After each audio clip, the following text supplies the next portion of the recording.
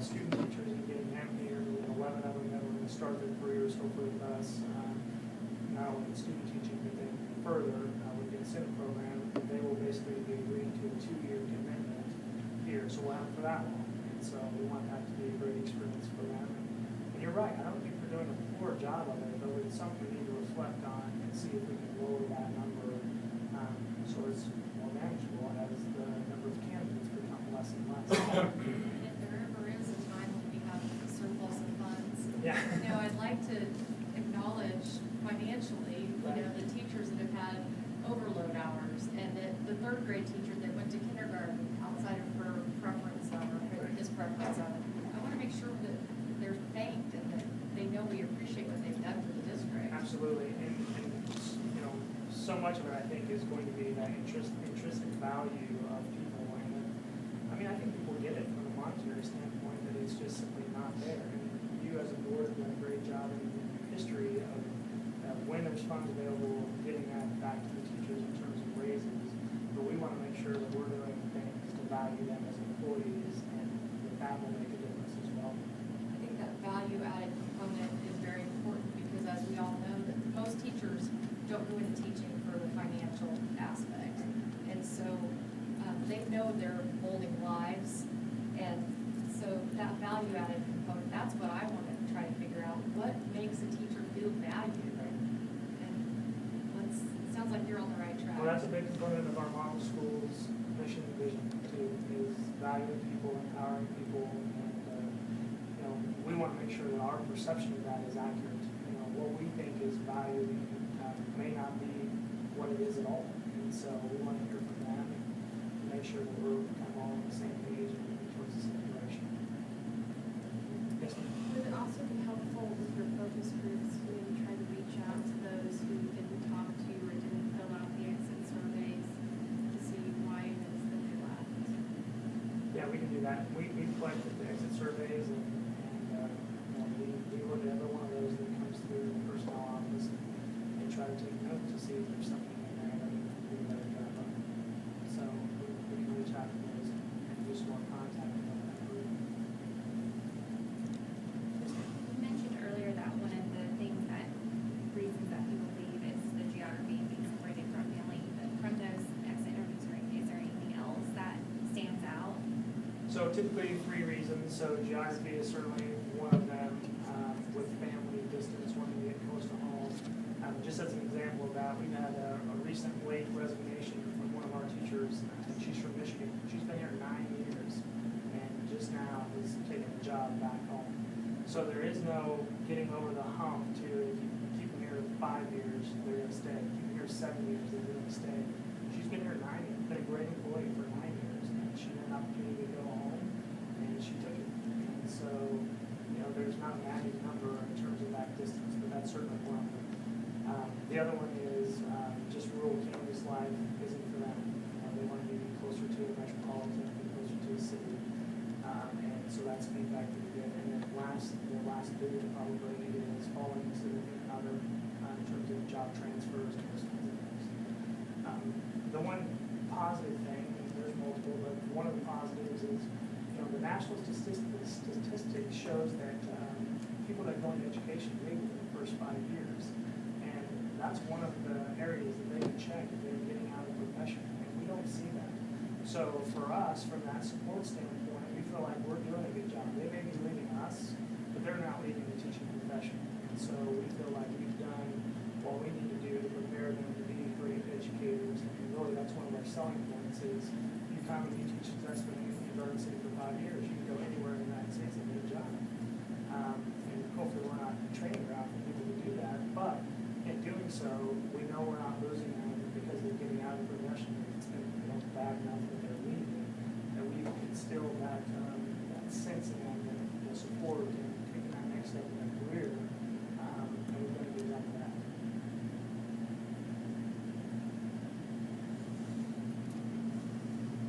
Okay, current openings. So this is just a little bit of a breakdown of what we have for current openings. Right now we have 23 3/4 positions at elementary, 16 at the intermediate middle school level, 8 positions at the high school, 2 at the alternative center, and 9 special education total of 58 3/4 positions that are still unfilled. So 2 pieces of data there on the side. One is the open positions, and I just put this in there just to kind of, again, bring back that we started off in a hole. We had 14 positions at the beginning of the year that we started with, and those are the breakdowns of the positions that we started with. We weren't able to fill last year. Those positions rolled over to this year. So that's what the bottom section is. The other point of this, in terms of that elementary piece, looking at that 11 student teachers will fill positions with a operating teacher. So we're really trying to address this as, you know, the elephant in the room. We're going to attack it one bite at a time. You look at it, 58, we'll say 59 jobs. It's very, very overwhelming. But as we start talking about these kinds of options that I presented to you, you know, if we take those 11 student teachers, they're in essence going to fill 11 jobs for us. So that, and they're all elementary folks. So that takes that 23 3/4 positions down, subtract 11 from that, a little more manageable. Then you can look at, if we do decide to get to the absorbing of one of those positions per grade level, kindergarten, first, second, third, fourth, if we do that, we're going to capture 5 positions. So now you take 5 more off that elementary number. So now you're down 6, 7 positions. Well, then that's more manageable. We've got some long-term subs that we've used in the past, and we can certainly do that again, and that would take care of our elementary issue, if you will, on our unfilled positions. So looking at the numbers as a whole is pretty overwhelming, but we're looking at it as what can we do to make it more manageable, and so by doing some of those things, it's doable. Again, not ideally, and we'll continue to hire as much as we possibly can, but we need to be thinking about what do we need to do to start school off, and then if we are going to get into the situation where we're going to be asking people to change what they're used to or their positions, we need to be talking to them early too, to let them know that that's happening. So, yes, sir. Just so I know, probably a constant, how are you working with the leadership in each of the buildings? Is that just sort of a constant thing based on the openings? Because I would think that would be quite the collaboration to try to figure this formula out. Sure. It is ongoing. I mean, we've had formal meetings as a group of administrators just to talk about, let them know, because again, you know, sometimes they'll get into their world, I mean, their building, they've got 3 positions. And that's certainly important to that building to have those 3 openings, but big picture, we've got 24 openings in an elementary. So we've had discussions with them just to let them know, like we are with the board, just as an update, this is where we're at, you know, and let them generate some thoughts and ideas of how do we solve the problem, and just lots of brainstorming, doing some things like that. But it happens individually with buildings. If somebody has some hard to fill positions, then, you know, what is your solution to this? And not putting it necessarily back on the principals, but maybe they have some internal ways to solve the problem, letting them have a voice in doing so. And then there's big formal meetings too where everybody's involved. So it is kind of ongoing. I might make a couple of comments. That's a good segue, Mark. We've really got a history of a really collaborative team effort on this. Principals have always, they have a big part in our hiring process, that they're very involved, and even though principals are supposed to have a month or some of them a little longer off in the summer, most of our principals don't get that time as a collective block, because they're involved to some extent in hiring, because they want the best teachers they can get for their schools. So Mr. Hogan and his folks in his department have been working very hard, but this isn't just a personnel office issue. This is something that really affects everybody, and I'm really pleased with the effort that we're getting. As a matter of fact, we've got one principal, I think, who doesn't have any openings in her building, but she's been in 2 or 3 times volunteering in the personnel office to help make cold calls, to do more things, and that's typical of the attitude. Our principals have come to at least 2 of these formal meetings this summer where we're talking about ideas. So a lot of the things that Mr. Hogan shared with you are not just his best thinking, but that's with the input from the administrators in the schools. A second thing is some of the strategies that we're having to look at. I want the board to know that we've talked to other districts around us, and they were having to do some of these strategies in earlier years, prior years. You know, like Mr. Hogan said, I would put our intervention program, I would put our literacy or instructional coach program, and I would put our library programs up against anybody in the state.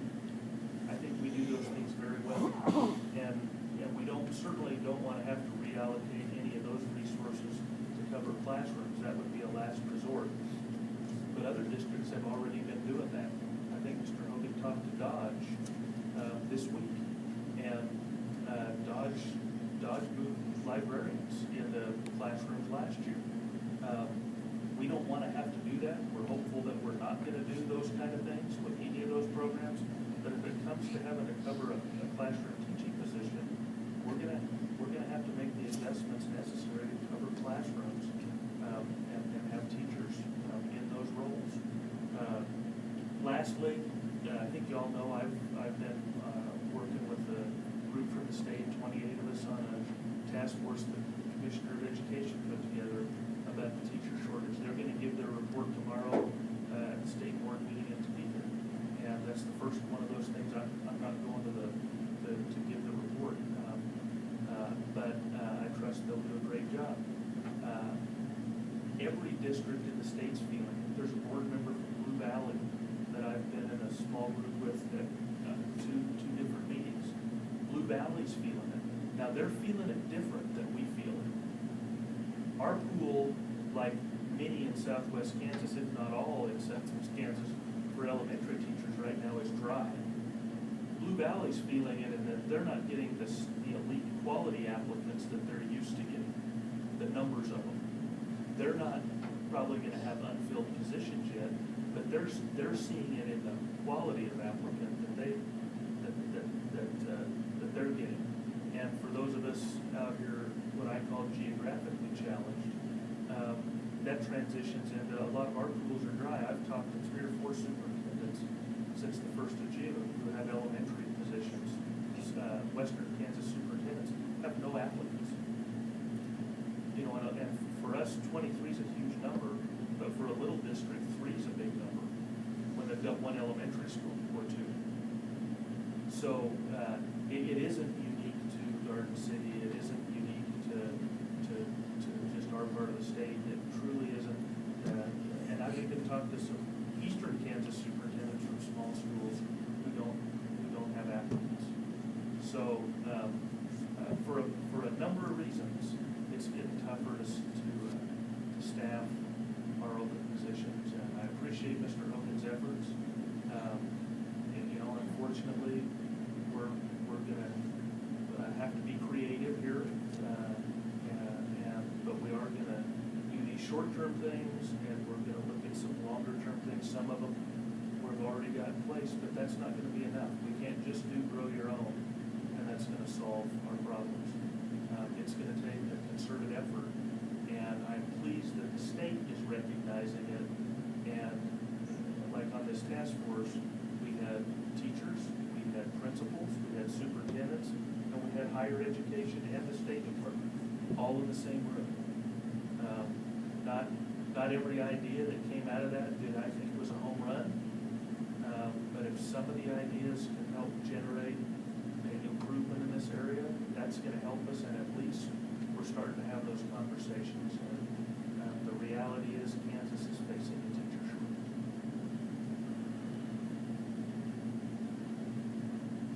I was kind of wondering how this compares to our enrollment at these various levels. Is any of our elementary vacancies due to the increased enrollment? It's just stable enrollment across. Well, most of our increase last year was actually at the high school. We grew 99 kids, I think, and I think most of that was at the high school level. And that's kind of a moving target. I mean, we'll have bubbles that'll kind of move through. I think one of the big reasons our high school enrollment's going up is we're doing a better job getting freshmen and sophomores to juniors, and you're seeing that in our graduating class sizes are increasing. And so if your graduating class increases, say 25, then that probably means the classes behind it are also seeing that size or a little bigger increase. So I think that's maybe what would attribute our enrollment increases.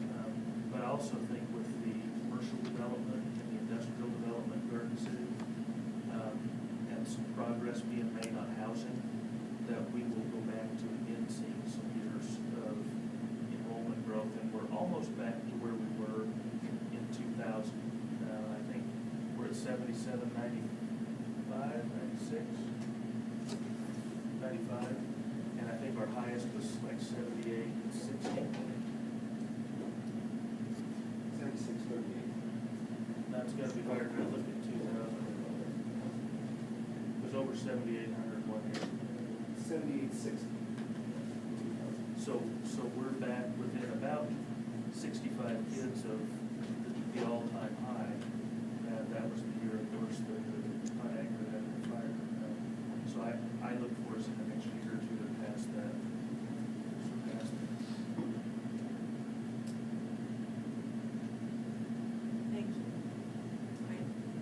It's hard to say anything.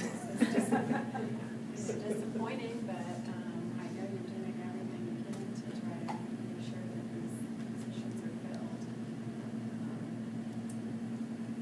I wish teaching was more attractive to students, but I think in the past number of years, there have been so many changes and so much pressure on the teachers and unrealistic expectations and reduced funding. It probably doesn't seem as attractive a career to students as some of these other opportunities. I think cost of tuition at higher ed is certainly having an impact on that as well. So, Well, that's true, because we're telling them to look at, what the cost of tuition is and what the salary you're likely to get from that education. And our teaching salaries haven't risen the way some other salaries have, so it's a big problem. I think we're doing a great job trying to manage it for ourselves, but we sure could use more teachers. absolutely. Thank you. Looks like we're moving to board open discussion. Are we having a retreat next Monday That's what I night? was gonna bring up.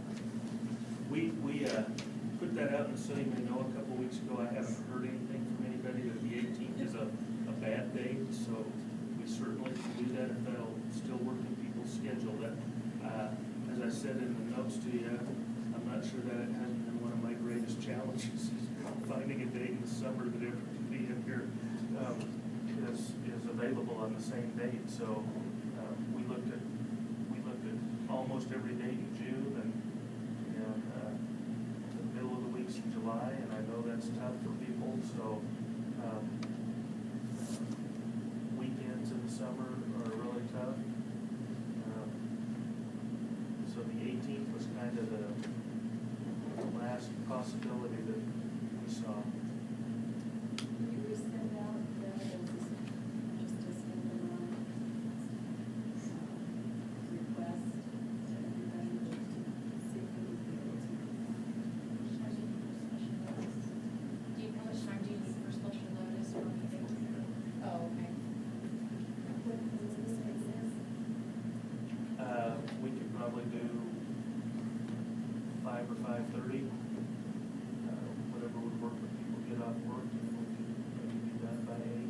You and I can leave, we'll just 5 to 5 p.m.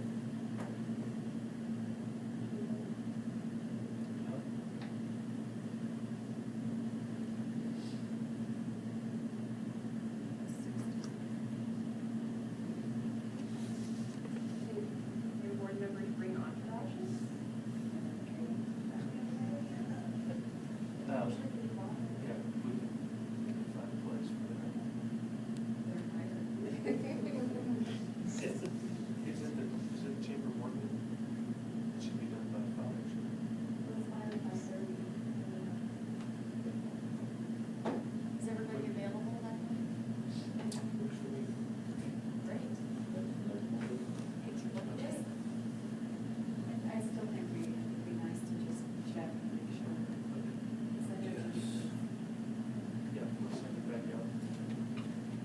ask you this, if one board member isn't available, do you wanna go ahead and do it, or do you wanna look for something later? Because that's been our dilemma is, there were a number of dates that it was different board members that all would be available but one. And I know it's I ideal think to one have is everybody. okay, if it starts getting 2 or 3, I think. Okay, so as long as we have at least 6 that can attend. Okay, good. It's gonna be harder and harder to make sure that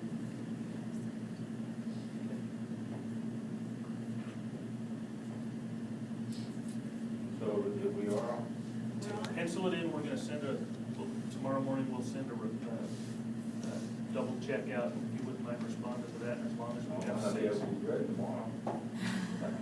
Something might happen between now and then. As long as we have 6, then we'll finalize it. I'm good. I'll be. Anything else? I'm hearing a lot of good things from the All Schools Conference in the summer, and hopefully we'll have an update later on the board meeting. So, I agree on here about the things. If I may, the chamber and the Telegram put together a candidate forum a couple of weeks ago. The Telegram doesn't have it on YouTube if you want to watch it. I admit I only watched probably about the first 30 minutes of the local candidates speaking. When someone pulled out his phone and started texting while his opponent was speaking, I kind of started to tune out. So, but please take a look at that and see if you can make an educated decision on August 2nd. And again, the bus is gonna be out here. Well, I think following along with that, I mean, these elections coming up are so important to education. I mean, we see the ramifications of unstable and deficient funding over the past number of years in every area. And it's really hitting staffing hard right now. It's changing the way what services and what the ability of the district and all the districts to provide a good education to their students. So it's really important for people to get out and vote and make their wishes known and make sure that education is considered forefront in their mind when they're making their decision on who to go forward with. So, And Gene, to piggyback on that, in 1992, the state developed the funding formula that we used up until last year when the block grants were adopted. The block grants were only made for 2 years. So at the end of June this coming year, there is no law on the books in Kansas to fund public schools. So the legislature that meets in January is going to have to develop a new school funding system or make the choice to restore the old system. But whatever the system is going forward is going to be determined by the legislators that go to Topeka in January. So I think it's, to reiterate what you said, is critically important, these elections for what schools look like in the future. And the last formula was in place 23 years. So you can say, well, it's important for how schools are gonna look in the future, but what that really translates into is how our society looks in the future. Because we're educating the leaders and the workers of tomorrow, and we need to do a good job of that. So it's really critical at this point. You know, I got to do a family vacation here recently, up in Seattle. And I've got a relative who teaches in the school district there. And it was interesting to have some local conversations with some principals up there. And it appears that to some of the folks in education in Seattle, Kansas is sort of a poster child of issues in education for the reasons we've been alluding to and discussing, as far as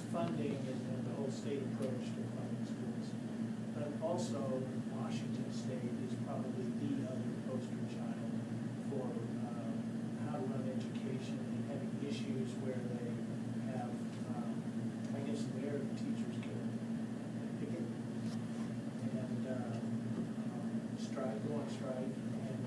And so it's interesting to see sort of contrast Kansas with Washington State and the issues that they're dealing with. But they are extreme in both states. And I think many other states are looking at and watching what happens both in Washington State and in Kansas for different reasons. But all because of this general conversation, how do we educate our kids for the upcoming generation? And I think we as a body here are not only proud of the personalities that have been elected on this board, but also the staff and the performance. I really like the philosophy page, to come back to that again, on striving to be an exceptional district, not just an exceptional school building approach. And I am too optimistic at times, but I feel like we certainly have the staff and the leadership to think outside the box to get what needs to be done for Garden City with what we have to work with. I mean, I just know we do that. It's very painful and very scary to look at the numbers that you presented. But I think communication and the expertise that we have, I'm pretty optimistic with Garden City schools. You have the trends, but I think we also have the capabilities to deal with the issues as long as we sit down and do it. And at some point recognize, and I think we're there, that it's not the old box, it's going to have to be the old box. So that's why I even mentioned things like the exceptional program I think we had and how we implement coaches. Not up to speed on how other districts are utilizing coaches. But I think it's handling not only the new teacher influx that we tend to have, but also that quality that the state is looking for, and that we want to be able to tout. They are certified teachers, and the bottom line is we want children together with teachers. So if we're short, I'm certainly a proponent for what has been expressed, that we try to refrain from building the class size as the answer and redistribute our certified teachers so that those folks that came into this profession for that passion can in fact carry that out to the benefit of our kids. But it means thinking outside the box as the first that's overly optimistic. So there's kind of unfortunate things we have to deal with, but as a body, I think we've done some good. We're excited about it. Well, thank you. On that uplifting note, is there any further open discussion?